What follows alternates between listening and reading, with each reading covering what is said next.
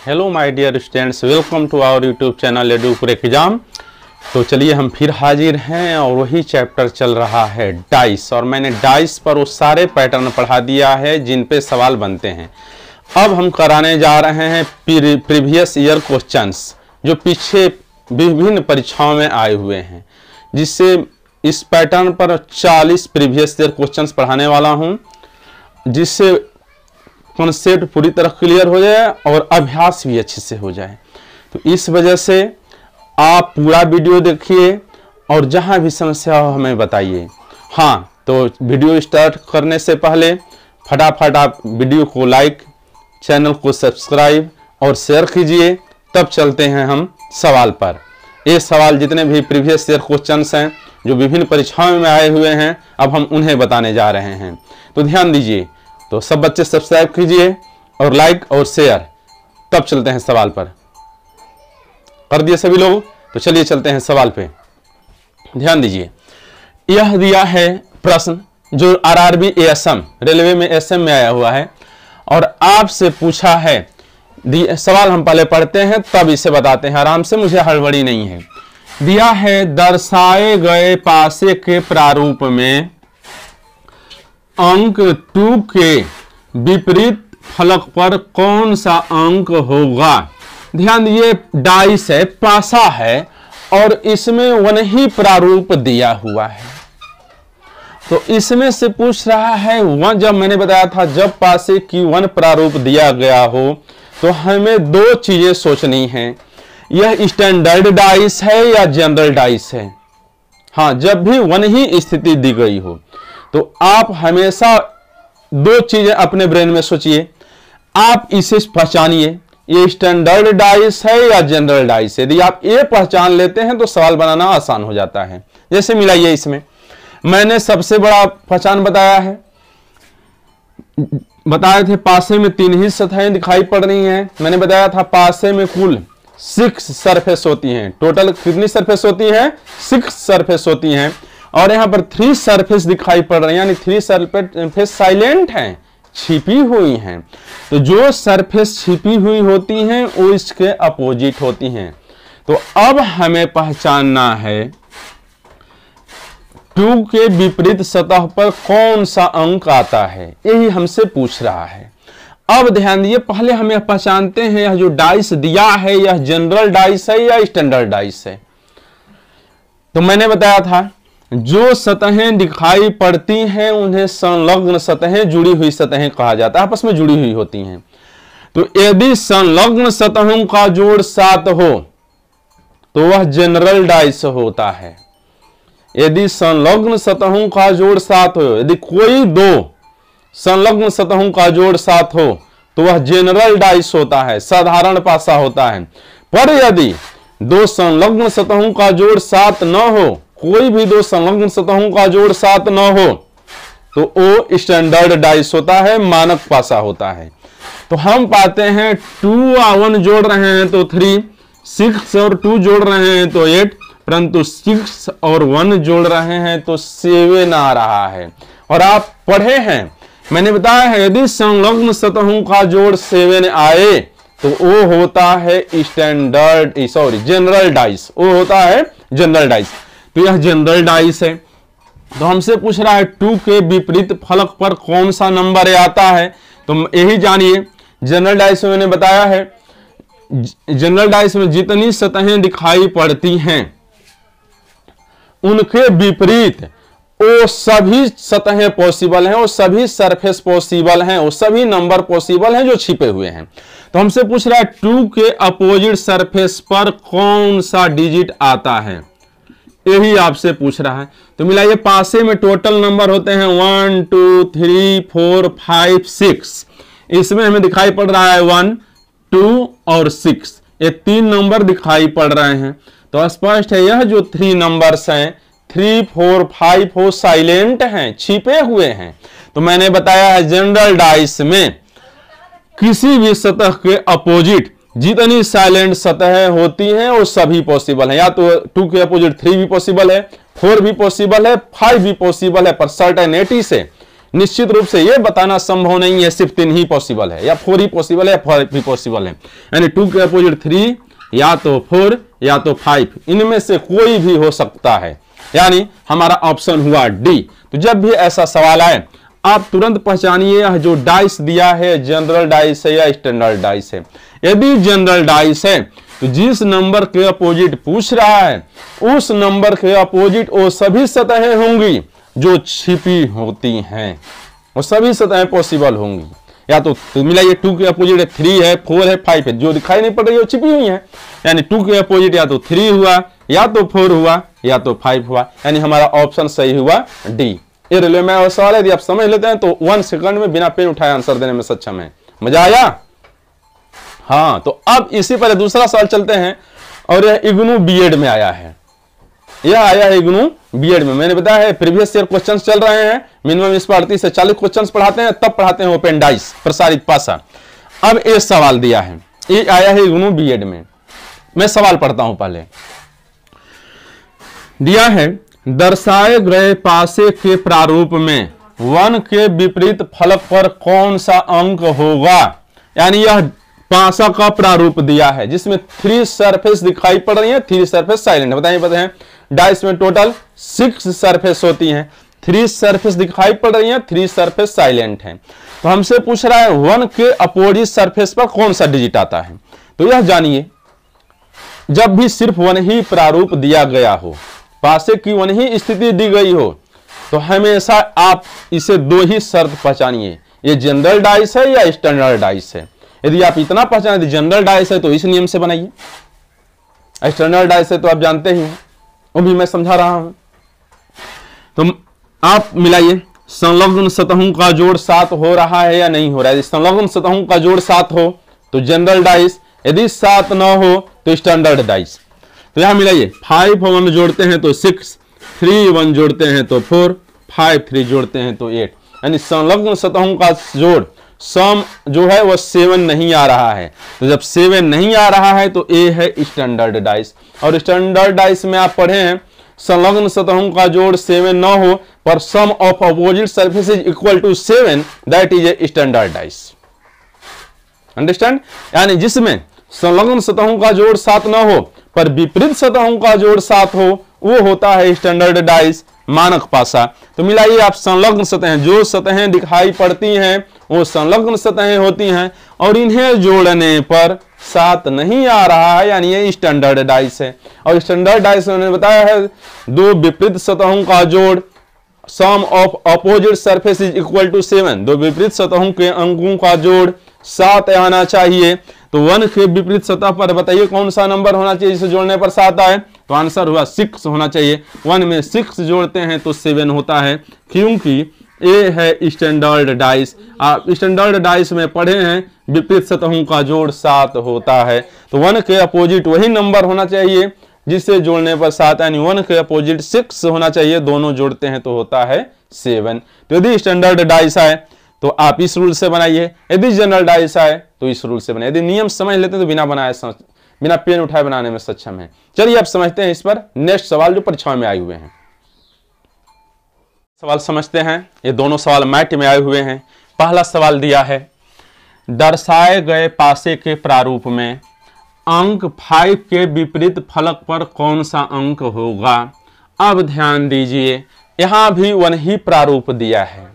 तो मैंने बताया जब भी 1 प्रारूप दिया हो, ये ऑप्शन दिया है 1 2 1 4 1 2 4। तो मैंने बताया जब भी 1 प्रारूप दिया गया हो तो आप जांचिए स्टैंडर्ड डाइस है या जनरल डाइस है। जो दिया गया डाइस है वो स्टैंडर्ड डाइस है या जनरल डाइस है। यदि आप जांच लेते हैं, बनाना आसान है, तो तुरंत हम इसे जांचते हैं। अभी मैंने पीछे 2 साल बताया है, मैंने बताया है यदि संलग्न सतहों का जोड़, जो सतहें दिखाई पड़ रही है यदि उन्हें जोड़ने पर 7 आए तो जनरल डाइस, यदि 7 नहीं आए तो स्टैंडर्ड डाइस। मिलाइए, 6 3 जोड़ते हैं 9, 5 3 जोड़ते हैं 8, 5 और 6 जोड़ते हैं 11। यानी संलग्न सतहों का जोड़ 7 नहीं आ रहा है, यानी ये है स्टैंडर्ड डाइस। और मैंने बताया है स्टैंडर्ड डाइस में opposite sum of opposite surface is equal to 7, विपरीत सतहों का जोड़ 7 होना चाहिए। तो भैया यहाँ ये 5 है और इसके अपोजिट ऐसा कौन सा नंबर है जो इसमें जोड़ें तो 7 आए, यानी 2, 5 में 2 जोड़ते हैं तो 7 आता है, यानी आंसर हुआ हमारा 2। ये स्टैंडर्ड डाइस है, यानी 5 के अपोजिट 2 होना चाहिए, दोनों जोड़ते हैं तो 7 होता है। बिना पेन उठाए उन्होंने आंसर समझ में आया। हाँ ये चीज है स्टैंडर्ड डाइस में विपरीत सतहों का जोड़ 7 होता है, तो 5 के विपरीत 2 होना चाहिए, तभी जोड़ते हैं तो 7 होना चाहिए, ये हमारा हो जाता है आंसर। अब ये भी सवाल मैथ में ऐसे भी समझते हैं। दिया है दर्शाए गए पासे के प्रारूप में 3 के विपरीत फलक पर कौन सा अंक होगा। ये डाइस है, मैंने बताया है जब भी डाइस की पासे की वन ही प्रारूप दिया गया हो तो आप हमेशा जांचिए वो पहले हमारा यही काम होना चाहिए डाइस जो है स्टैंडर्ड डाइस है या जनरल डाइस है। यदि आप इतना जांच लेते हैं तो बनाना आसान हो जाता है। तो हम जांचते हैं, मैंने बताया यदि संलग्न सतहों का जोड़ 7 हो, यदि sum of joint surface equal to 7 that is a general dice, यदि not equal to 7 that is a standard dice. तो यहां मिलाइए 4 और 3 जोड़ रहे हैं तो 7 आ रहा है, तो ऐसे ही स्पष्ट है जनरल डाइस है, ये है जनरल डाइस। तो आज से पूछ रहा है 3 के अपोजिट सरफेस पर कौन सा डिजिट होगा, तो मैंने यही बताया है जनरल डाइस में जितनी सतहें छिपी होती हैं वो दिखाई पड़ने वाली सतहों के अपोजिट पॉसिबल होती हैं। 100% नहीं बताना संभव है, यही सतह पॉसिबल है, सभी सतहें पॉसिबल होती हैं। तो मैंने बताया है डाइस में टोटल 6 सरफेस होती हैं, 1 2 3 4 5 6, और इसमें सतहें दिखाई पड़ रही है 2 3 4 ये दिखाई पड़ रही हैं, 1 5 6 साइलेंट हैं।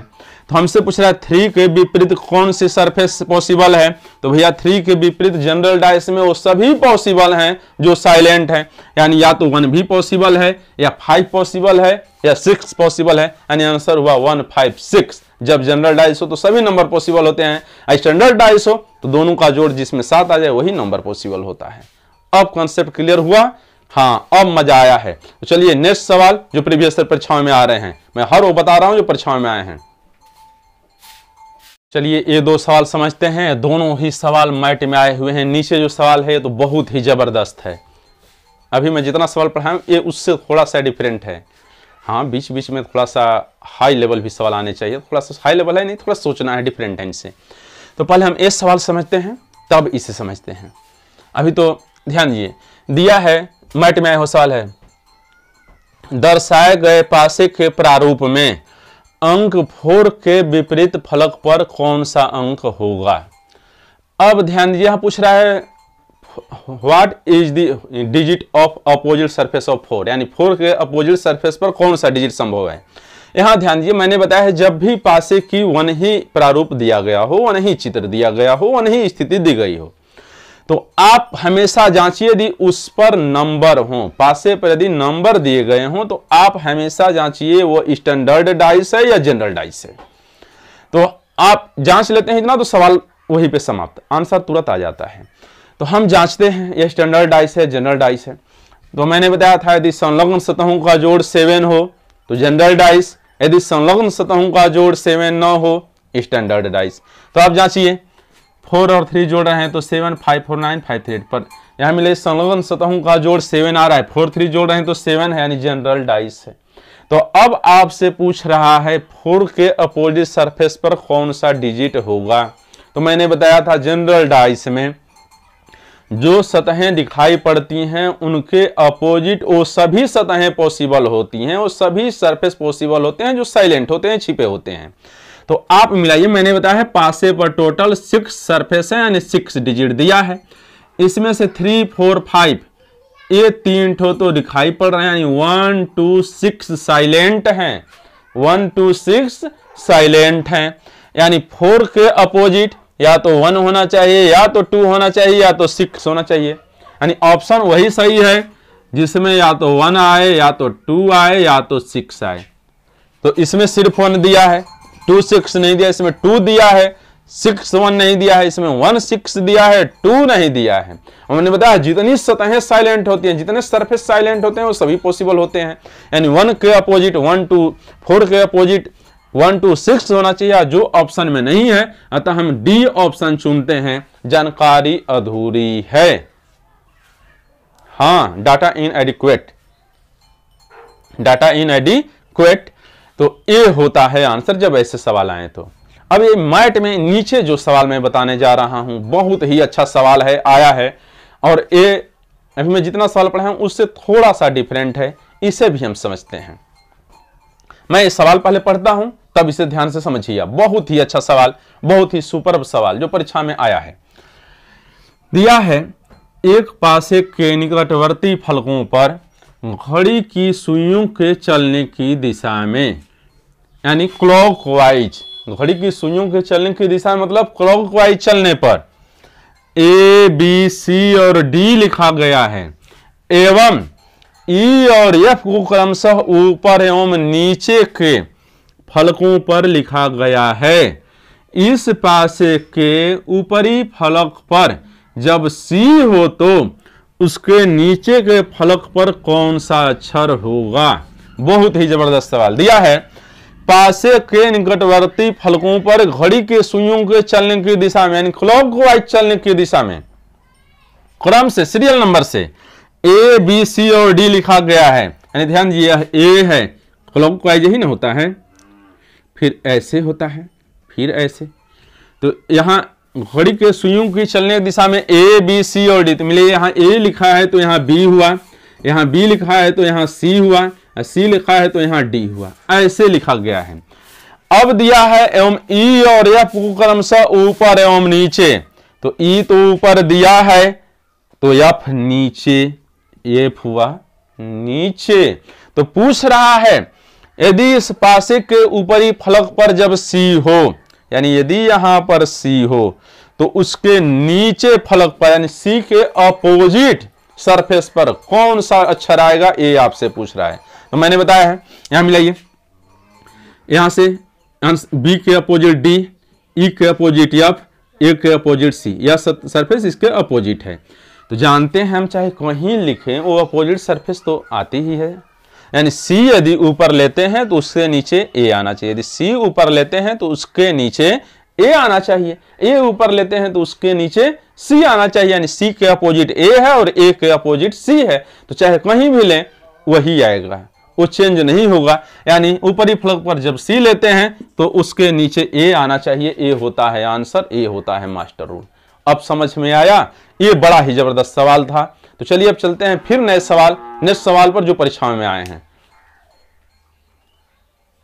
स्टूडेंट्स, माय डियर फ्रेंड्स, तो ये दो सवाल समझते हैं। पहला सवाल सीएचएसएल में आया है और दूसरा सवाल जो है एसएससी सीपीओ में 2017 में आया है। ये दोनों सवाल समझते हैं। अभी जितने आप सवाल पढ़ रहे थे उसमें वन ही प्रारूप दिया गया था, अब इसमें वन डैश तो वन है पर उसके दो प्रारूप दर्शाए हुए हैं। अब उसके आधार पर प्रश्न बन रहा है जो मैंने पहले पढ़ा दिया है। अब इसे समझते हैं। सवाल पहले, दर्शाए गए पासे के दो प्रारूपों में से अंक 3 के विपरीत फलक पर कौन सा अंक होगा। ध्यान दीजिए, ये पासे के दो प्रारूप दिया है, इसमें पूछ रहा है 3 के अपोजिट सरफेस पर कौन सा डिजिट होगा। तो मैंने बताया है जब भी दो या दो से ज्यादा प्रारूप दिया हो तो स्टैंडर्ड डाइस और जनरल डाइस जांचना जरूरी नहीं है, अब उसे पीछे छोड़ देते हैं। अब यहां सीधा लेते हैं, इनमें कितनी सरफेस सेम है यह जांचते हैं, या सरफेस सेम नहीं है ये जांचते हैं। तो आप पाइए इन दोनों में, दोनों प्रारूपों में वन सरफेस इक्वल है, सेम है। मिलाइए, यहां भी वन है, यहां भी वन है, और ये दोनों सरफेस डिफरेंट हैं। तो मैंने पढ़ाया है यदि पासे के दो प्रारूप दिए गए हों और उनमें वन सरफेस इक्वल हो तो सेम सरफेस से, इक्वल सरफेस से या तो क्लॉकवाइज या तो एंटी क्लॉकवाइज प्रसार लेते हैं। जिस सरफेस के नीचे जो सरफेस आता है वह उसके अपोजिट होता है। मैंने यही पढ़ाया। जैसे मिलाइए, मैं पहले पासे से क्लॉकवाइज प्रसार ले रहा हूं, यही ना क्लॉकवाइज इधर से ऐसे होता है, तो 1 है, 1 बाद आता है 5, 5 बाद 3। फिर दूसरी स्थिति से लेते हैं, सेम सरफेस नीचे प्रसार हमेशा सेम सरफेस होता है और सेम सरफेस के नीचे ही सेम सरफेस लिखते हैं, इतना ध्यान देना है। तो यहाँ 1 है तो इस 1 के नीचे लिखे। अब आता है 1 बाद क्लॉकवाइज में 4, फिर आता है 2, ऐसे चलता है क्लॉकवाइज। तो फिर आया 4, फिर आया 2। अब जिस सरफेस के नीचे जो सरफेस आती है वह उसके अपोजिट होती है। तो हमसे पूछ रहा है 3 के अपोजिट सरफेस पर कौन सा डिजिट होगा। तो मिलाइए 3 के अपोजिट सरफेस पर नीचे 2 आ रहा है, 3 के अपोजिट 2 होना चाहिए। ये होता है आंसर 1 सेकंड में। यदि आप जानते हैं बनाना तो बिना पेन उठाए ब्रेन में बनाइए, तुरंत आंसर दीजिए। ये है सिचुएशन में हुआ सवाल, बुझौल है, हलवा है। हाँ, ये है सवाल, समझ में आया। अब इसी पर एक दूसरा सवाल समझते हैं जो एसएससी सीपीओ में आया है। दिया है दर्शाए गए प्रारूपों के आधार पर बताइए कि 9 के विपरीत फलक पर क्या आएगा। यानी 2 प्रारूप दिया गया है, तो मैंने बताया है जब भी 2 या 2 से ज्यादा स्थितियां दी गई हों तो जनरल डाइस और स्टैंडर्ड डाइस से मतलब नहीं है, इतना जरूर आप ध्यान दें। अब मिलाइए, अब इनमें कितनी सरफेस सेम है या नहीं है सेम, और उस पर हम बनाते हैं सवाल। तो मिलाते हैं, इन दोनों में 1 ही सरफेस सेम है। मिलाइए 8 8 दोनों में समान है, बस यहां 7 9 है या 4 6 है। 1 सरफेस इक्वल है, तो मैंने अभी बताया है जब पासे के 2 प्रारूप दिए गए हों उनमें 1 ही सरफेस इक्वल हो तो इक्वल सरफेस से क्लॉकवाइज या एंटी क्लॉकवाइज डायरेक्शन में एक्सपेंशन लेने पर, प्रसार लेने पर नीचे जो सरफेस आता है वो उसके अपोजिट होता है। जैसे मिलाइए, इसमें से क्लॉकवाइज ऐसे चल रहे हैं हम, यदि इसे क्लॉकवाइज ले रहे हैं तो इसे भी क्लॉकवाइज, यदि इसे एंटी क्लॉकवाइज ले रहे हैं प्रसार तो इसे भी एंटी क्लॉकवाइज ही प्रसार लेना है। ध्यान देना है, दोनों सेम डायरेक्शन में प्रसार लेना है। तो मैं क्लॉकवाइज ले रहा हूं 8। अब मिलाइए 7, फिर 7 बाद आता है 9। इस तरह से यहां भी सेम सरफेस उससे नीचे लिखिए, फिर यहां से चलते हैं क्लॉकवाइज 6, फिर इसके नीचे चलिए, फिर चलते हैं 4, ऐसे चलता है। अब हमसे पूछ रहा है 9 के अपोजिट, तो मिलाइए 9 के नीचे 4 आ रहा है, यानी 9 के अपोजिट 4 होना चाहिए। आंसर हमारा सही हुआ बी। कन्फर्म है? एंटी क्लॉकवाइज बता दें? अच्छा, बच्चे बोल रहे हैं सर एंटी क्लॉकवाइज बताइए, उससे नहीं आता है। अच्छा जी, बता देते हैं। मान लीजिए हम इसे एंटी क्लॉकवाइज प्रसार ले रहे हैं और तब जांचते हैं सही आ रहा है नहीं आ रहा। मैं बोल तो दिया हूं भाई, अब प्रमाण चाहते हैं हमसे, लीजिए। ये एंटी क्लॉकवाइज ऐसे होता है, ए है जो ऐसे चलाए थे, अब इसे हमें ऐसे चलाना है, इधर से एंटी क्लॉकवाइज उल्टा चलाना है, हमें इधर से चलाना है, अब ऐसे चलाना है। ध्यान दो, तो ए हमें चलाना है एंटी क्लॉकवाइज। तो अब मिलाइए, सबसे पहले 8 है, इससे सामने प्रसार लिए तो फिर आया 9, फिर इससे लिए तो 7। अब यहाँ से 8 सामने 8, इसके बाद आया 4, और फिर ऐसे लिए तो 6। क्या है, आप क्लॉकवाइज चलाइए या एंटी क्लॉकवाइज चलाइए माय डियर स्टूडेंट्स। मिलाइए 9 के नीचे 4 ही आ रहा है, यानी 9 के अपोजिट सरफेस पर 4 होना चाहिए। अब तो कन्फ्यूजन दूर हुआ। हाँ, अब मजा आया है, अब तो ऐसा सवाल नहीं फंसना चाहिए। बहुत मजा आया पढ़ने में, बहुत अच्छी बात है। तो चलिए, आप हमारा यदि चैनल पसंद आ रहा है, वीडियो पसंद आ रहा है तो और बच्चों से बोलिए, जोड़िए उन्हें, और फटाफट वीडियो को लाइक, सब्सक्राइब और शेयर कीजिए। फिर मिलते हैं दूसरे दिन, वही चलते हैं प्रीवियस ईयर क्वेश्चंस। तो चलिए मिलते हैं फिर दूसरे दिन।